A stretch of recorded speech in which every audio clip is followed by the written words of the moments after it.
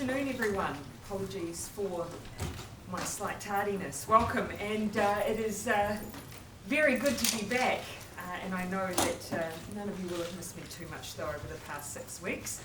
The government has a very busy week ahead with a particular focus on the economy. Tomorrow, I will be meeting with the EU Foreign Minister, Federica Mogherini, where we'll be discussing progress on our free trade agreement among other matters. I also want to acknowledge that on Wednesday, Finance Minister Grant Robertson will be delivering a speech to a business audience in Auckland. That speech will detail how the government's economic plan will and is supporting a growing economy as we transition away from the settings of the past, a reliance on population growth and housing, speculation towards much more productive drivers of real economic activity, like of course R&D, regional development, and growing our export markets.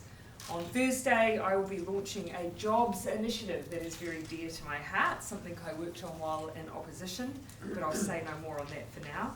I'll also be opening a new mental health facility and announcing new policy in this space. And on Friday, I'll be making an announcement that relates to environmental issues. But as I said, we do have a focus this week also on trade. Trade for all has been something that we have been talking about as a government for some time, and for very good reason. We said after the negotiations around the CPTPP that we were determined to avoid a future backlash against globalisation while delivering improvements in productivity and employment and incomes, and trade is a key driver in that. 620,000 people rely on exports for their livelihood, and we know that exporting firms are 36% more productive than non-exporting firms. Trade policy, therefore, is obviously integral to our work to support businesses and exporters as we modernise our economy to be sustainable but also to be inclusive. So today we are launching our Trade for All agenda and welcoming all businesses, workers and New Zealanders to have their say on what matters to them in trade agreements. Because with our Trade for All agenda, we will be striving for sustainable, inclusive economic growth that supports New Zealanders, that helps small and medium-sized businesses succeed on the global stage and protects our unique environment so we get the best out of our future trade deals. Now, the government, though, inherited a range of concerns around trade when we took office. Many in the New Zealand public had lost confidence in our trade agenda. But as a small, isolated country, it is critical to our economic success. We are a trade-dependent nation. We need to rebuild that confidence. We're also concerned that the benefits of trade are spread evenly and that we don't forego important rights and protections when we sign deals.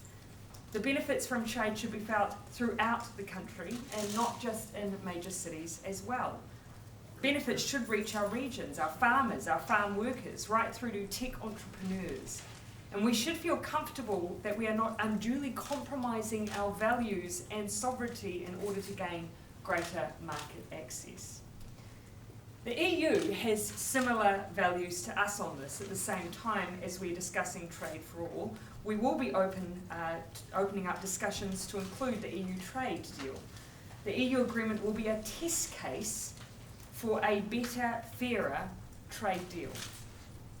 The government already has a broad agenda of trade deals in the pipeline, and trade forms a key part of this government's economic strategy and response to global uncertainty and shifts in traditional trade relationships. And I have no doubt that those shifts in that global uncertainty has contributed to some of what we've seen around business confidence. The CPTPP is set to come into effect around the end of the year and will be a real boost to our exporters. This government is also in negotiations, as I've said, with the EU, the Pacific Alliance, and the Regional Comprehensive Economic Partnership. Free trade deal upgrades are also underway with China, with Singapore, and preliminary steps towards trade talks with the UK are pending following Brexit. The bill to bring into effect PACER Plus, a trade deal with our Pacific neighbours, is also before the House. We also have made progress on bilateral issues with the US. President Trump last week signed into law the Kiwi Act, giving businesses easier visa access to the US. Trade and Investment Framework Agreement talks, which went into abeyance when the US was part of TPP, have been resumed with the US. Trade for All will also support the Māori economy in particular as it promotes the rights of Indigenous people. And already we have found that Indigenous populations in Canada, Mexico and Japan are investigating ways they can trade with us. Just last week we discussed work to further enhance trans-Tasman trade, including for small and medium-sized enterprises. Trade experts in both countries are working on growing the digital economy and maximising opportunities for SMEs. Work to support SMEs will also help increase women's participation in the trade sector. That's something that we're also driving in the Trade for All agenda. I'm also alongside Minister Parker today announcing the establishment of a Trade for All advisory board. That work will start shortly. It will bring together experts with a range of views, knowledge and experience to make their recommendations on progressive, sustainable and inclusive trade policy. The board will be chaired by trade expert David Pine, who is here this afternoon, who brings extensive experience in the private and public sectors. The membership of the board will be announced in due course. And while David is here today, and I know will be contributing a huge amount of his time to this work, I have a sneaking feeling that he will be multitasking. Just seeing who would pick up on that. But he will be available for comment at the conclusion of post-gab if you wish to talk to him. But, Minister Parker, any further comments? Just happy to answer questions. Happy to take questions on trade or any other matters anyone wishes to discuss. When the Trade for All agenda went through Cabinet earlier this year, I think it was in about February, that was before things like steel and aluminium tariffs, and I think they've got new mics now. Yeah. You're in I'm louder. You're surrounding me. It's not at all off-putting, Jason. Continue. Yeah. So that was before a lot of the international trade borders changed. Is there anything between when this went through Cabinet and now the government has had to reassess because the international trading scene is a bit different? Just the importance of this agenda, I would say, and the relevance of it in the changing international environment. Trade for All, of course, operates within international rules and a rules-based system. That's the element of the international environment that is now more important than ever, and that hasn't changed at all in constructing this agenda and the work. Anything you want to add on that? No. Mr. Parker has been quite critical in the past of the previous government's targets, specifically I think in the 2030 agenda to have 90% of goods exports covered by FTAs. Would you expect any sort of quantitative targets in the Trade for All agenda, or is it going to be more ephemeral than that? Yeah, the reason I was critical of that is you could drop exports as a percentage of your economy and still meet your target. And the ambition here should be to lift the wealth of our country through better jobs. And as the Prime Minister's already said, we know a lot of those jobs lie in the export sector where on average people are paid more. They earn more for their country, obviously, through exporting. And so, no, you won't see a numeric target like that being given any weight at all. We obviously do need trade access for our exporters, but there's more to that as well. One of the points that Vangelis Vitalis, the chief trade negotiator for MFAT, makes is that one of the purposes of the Trade for All agenda is to engender a national conversation about the settings that you need both within trade and outside of trade in order to improve export performance and productivity of our economy. Prime Minister, why do you need another advisory group and consultation process to tell you what to focus on when it comes to trade? Yeah, as I said in the beginning, this CPTPP, in the early stages, when it was the TPP, was challenged by the public. There was a view that it wasn't necessarily reflecting the best interests of New Zealand. What we want to do is step back from having that conversation piece by piece with individual trade agreements and develop up our principles and values that we as a government are pursuing in our trade agreements that has buy-in for all of New Zealand. Trade is critical to this government. The public support for trade is therefore critical as well, and that's what the Trade for All agenda is about. So is it more about getting public support for trade deals that you want to negotiate, or is it about finding out what people want to do? Equally, it's also about making sure that we hear from the public and from business the emphasis that they want placed on different elements of agreements when we negotiate them.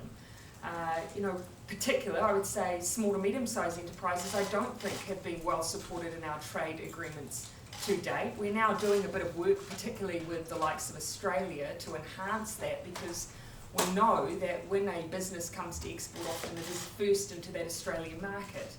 We want to make sure that everyone is benefiting from our trade agenda. That means hearing from business sector, public, Indigenous, owner-operators, what's going to make a difference for them when we're negotiating those agreements. You mentioned, Prime Minister, the need to foster women's participation. I'm hearing you from everywhere. I can't see where you're sitting, so sorry if I... Sorry.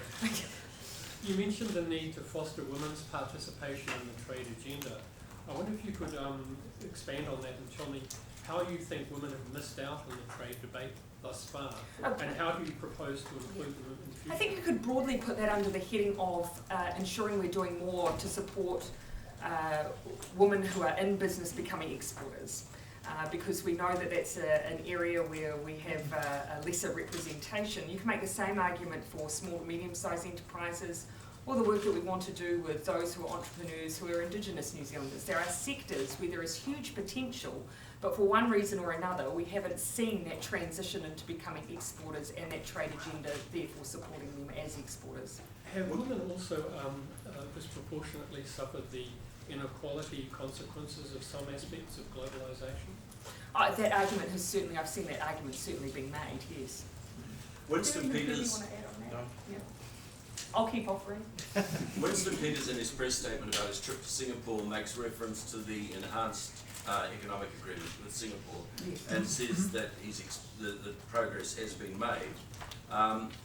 When might we expect the conclusion to this particular negotiation?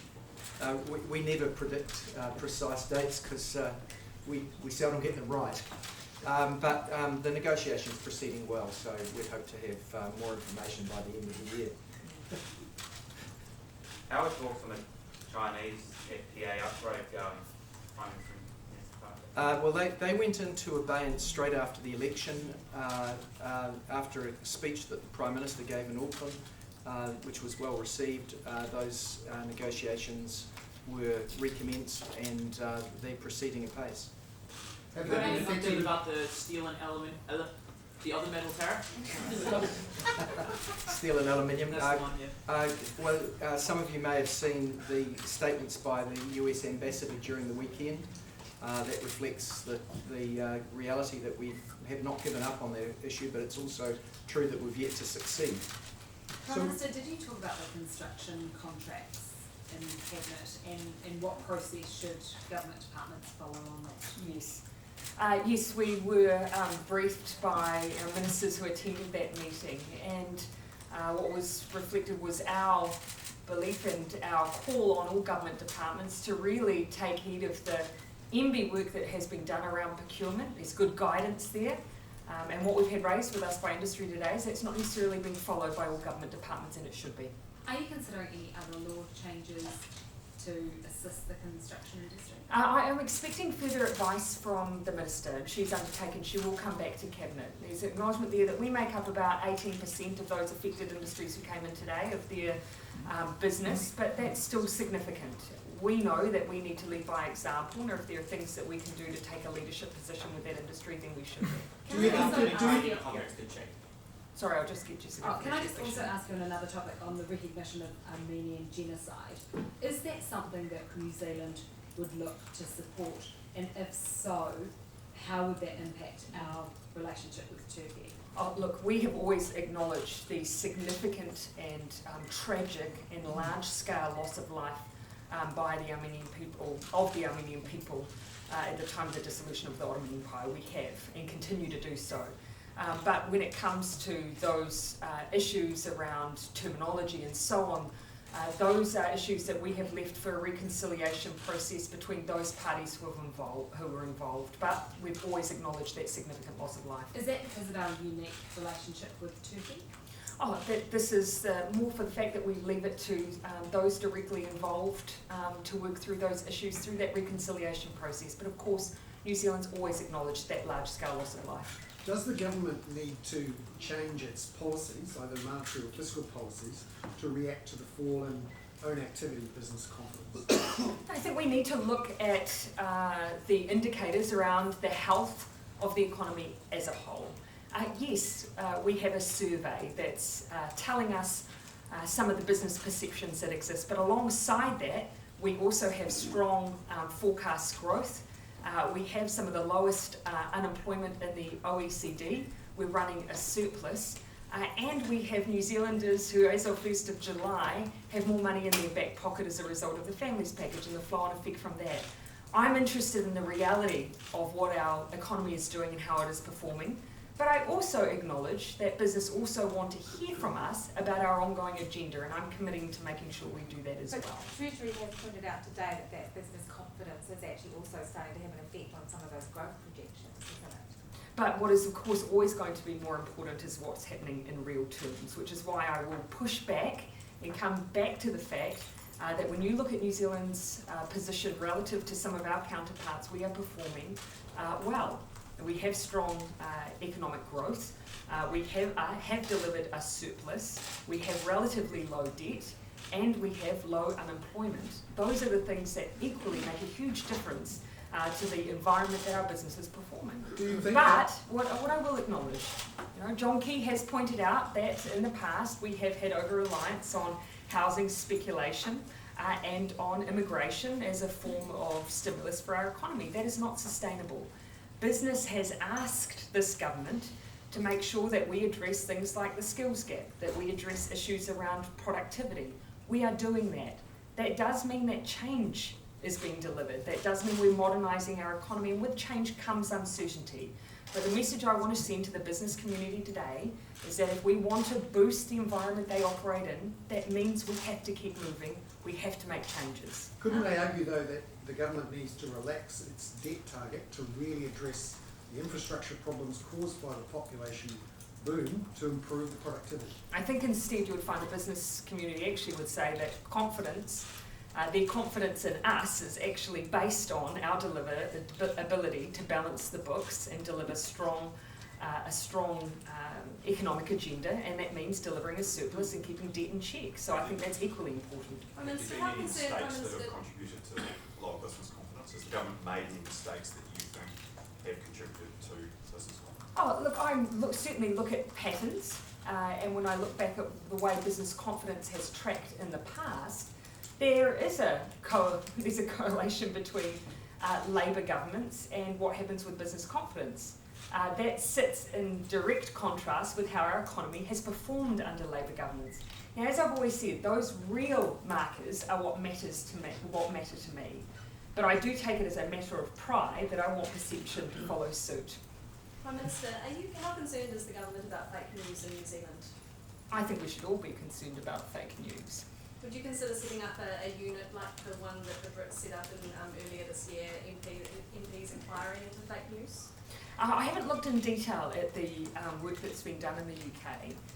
I do think that there is an ongoing discussion around the impact that fake news can have on security, on domestic politics. It's a conversation that's being had globally. We're not immune to it, and we should probably be a part of it. It's one of the issues that's on the agenda for a meeting of Attorneys General in Australia that I'm attending in a couple of weeks' time. Judith Collins has challenged you today to denounce child age of consent laws in France. A, do you denounce the age of consent laws in France, but B, are you concerned about the fact that she has done this by citing a well-known fake news website?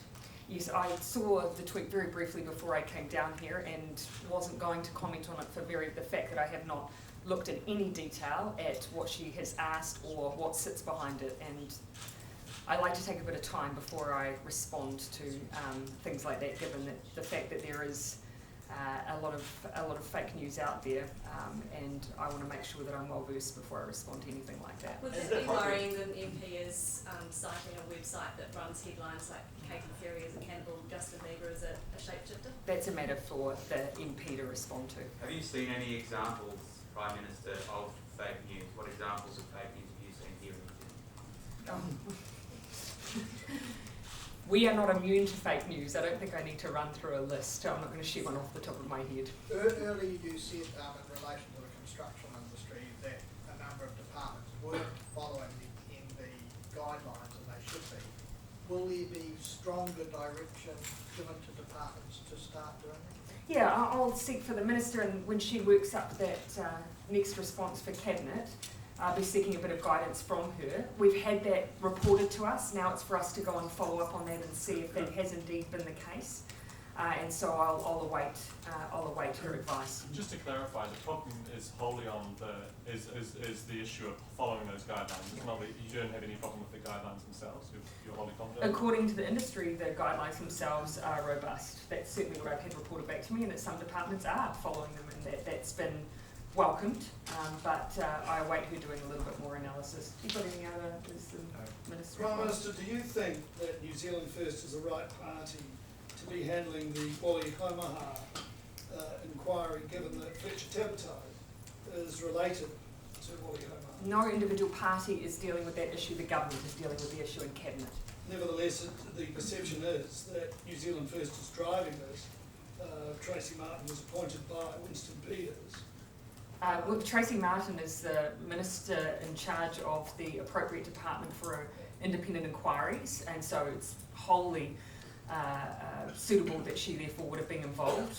The Deputy Prime Minister, of course, was acting as Prime Minister at the time, and that was the role at which he was taking on that work too. I've now returned, and so now it falls back to me. But yeah, the Attorney General also has been involved. We are taking these decisions as a Cabinet. I have no concerns around any conflict of interest. Wouldn't it be possible, though, to have that decision made by Cabinet collectively and not allocated specifically to a Minister? Why don't you take that? The Minister's, just to be clear, the Minister for Internal Affairs basically sits over the process of an inquiry rather than the inquiry and the outcomes itself. They bring in the recommendations around who might undertake the inquiry. That's on recommendation. Ultimately, though, all of this comes back to Cabinet and our decisions taken by the government as a whole. Has the legitimacy of the inquiry been tarnished by all of these allegations and perceptions of conflict of interest? Those are ultimately, we manage conflicts of interest as government on a regular basis. It's for us to therefore manage that. I'm satisfied that we've been acting appropriately and making sure that we respond to the issues that have been raised in the appointment. I think it was right that we had an independent look at the issue rather than have it undertaken by an agency within government already. So that's why we're in the situation, because we have placed an independent process around it. Do you have a view on the comments that the Deputy Commissioner made originally? No, I'm awaiting the final results of the inquiry. So you don't have an opinion on what he said about the complainant? I want to look at this issue in its totality. I'm waiting for the final work to be Well, done. the inquiry But was, I think it's right that we do this the work. inquiry was meant to be... And whether or not we were fully informed, at the aftermath of that, we'll deal with the appointment So you after don't that. have The inquiry was meant to begin today. When are we going to see it now begin? My expectation is that we'll have someone appointed to lead the inquiry this week. Treasury, There's no problem with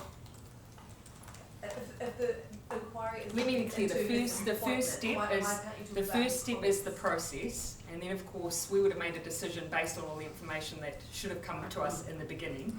We're looking at the process, what information we should have had at the time that we made the decision, and then we'll move from there. The Treasury today says that growth over the coming fiscal year may be weaker than forecast in the BFU. Now, if that's the case, if that turns out to be the case, what impact will that have on the government spending plans, particularly your intention to stick to the budget sustainability guidelines? The rules stay. So but that's going to put pressure on your spending, isn't it? The rules stay. And I think what we're seeing is a reflection of the international outlook.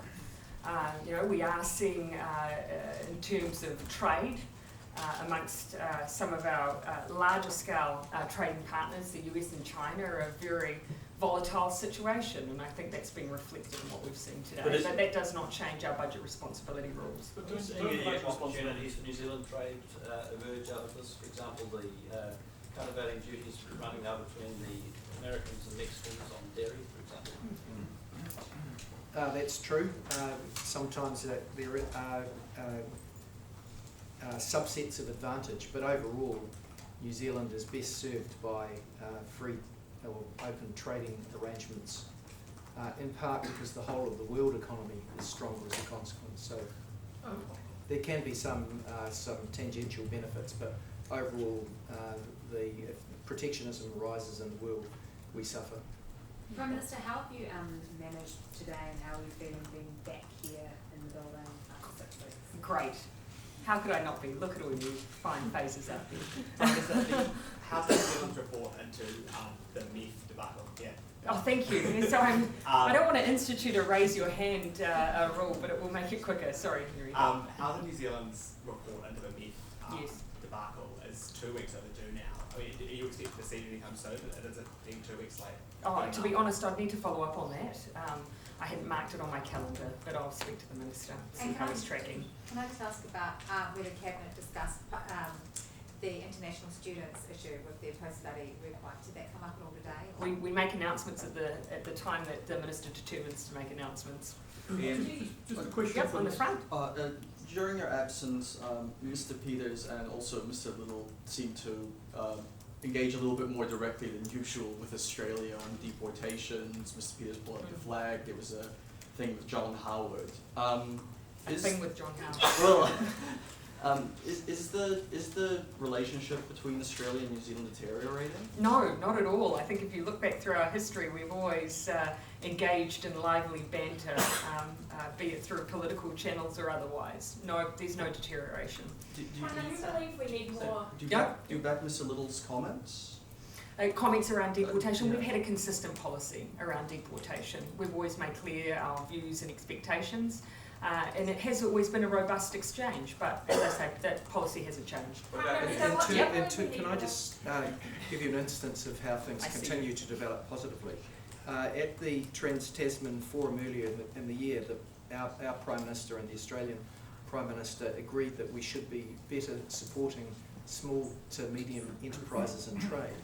That very issue was raised again in a meeting that I had with Minister Chobo, their Trade Minister in Auckland on Friday, and which further informs the work that we're doing through the Trade for All agenda to drive the benefits of trade to small to medium enterprises. Those sorts of initiatives by the Australian government and New Zealand government show that we really are working to improve our respective economies and help each other. Prime Minister, what do you make? Do you believe we need more rehab beds to help deal with the synthetic drugs crisis? I think overall we'll find, I anticipate through the work that we're doing around mental health and addiction services that we have gaps in our service provision, and I'd say that would be across the board. I can't speak specifically for synthetics. I imagine that as there is with every form of addictive drug, that there will be a shortage there as there is with others. Don't we know that we need it now? I mean, we knew last year that there'd been 25 deaths. That was a year ago. And we also know that we need more alcohol treatment, that we need more acute methamphetamine treatment. It's one of the reasons, for instance, that we put funding into detox units. We've expanded the number in Auckland. We did that very early on relative to our time in office. So we do recognise that need, and we are investing. But when it comes to synthetics, I imagine that the same need exists there as there does across the board.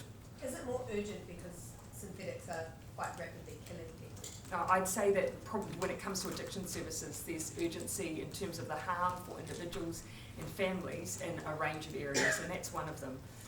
There's no doubt, though, that the answers in that area are not they're not easy. You know, if they had been, the last government would have instituted them. But on addiction services, absolutely, that's why we've already started investing.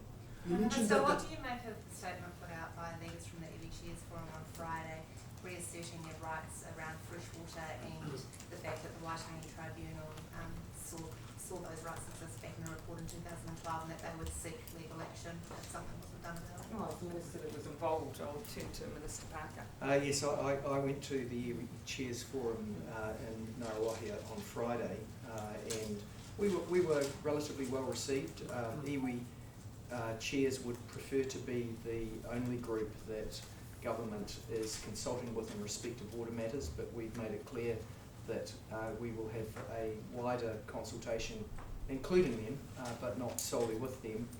In terms of the action that is any parties able to take at any time, there is a live proceeding, if you like, in the Waitangi Tribunal brought by the Maori Council, and I think that has a call-over date in the next month. Yeah, you're right. They did say that they would give it until the end of the year. Sorry, a couple of months ago, they said they got to the end of the year, otherwise they would have to go to the Supreme Court. So do you feel as if there's a timeline on this? Well, we're determined to make progress across water issues generally. Specific to the freshwater rights, which New Zealand First has said no to. The Land and Water Forum make the point that you can't sort out water issues without actually sorting out Maori aspirations in respect of water. We might not always agree on language or the asserted legal rights that some people claim, but we agree that we need to deal with the underlying issues, and we're doing that. Have you heard from Andrew Litt? Oh, yes. I should report to his safe. I've messaged Minister Little this morning. He has been evacuated to Bali, but is safe and well, but obviously concerned for others around him. Any other word on other New Zealand casualties? At this point, I had it reported to me that there's no known New Zealand casualties at this stage. Okay, thanks.